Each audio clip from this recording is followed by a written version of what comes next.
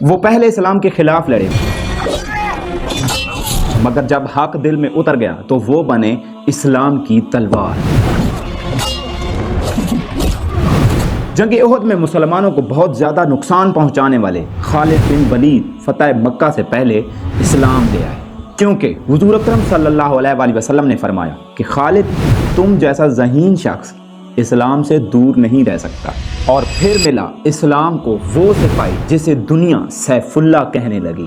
اسلام کے لیے پہلی جنگ موتا، جس میں رومی لشکر 2 لاکھ اور مسلمان صرف 3000، لیکن خالد بن ولید نے قیادت سنبھالی اور ایسی حکمت عملی اپنائی کہ دشمن بالکل حیران و پریشان رہ گیا۔ اس جنگ میں حضرت خالد بن ولید کی تلوار ٹوٹی لیکن حوصلہ نہ ٹوٹا، اور پھر 9 تلواریں ٹوٹی مگر سیف اللہ کا وار نہ رکا۔ اور یہی وہ لمحہ تھا جب نبی اکرم صلی اللہ علیہ وآلہ وسلم نے فرمایا، خالد اللہ کی تلوار ہے۔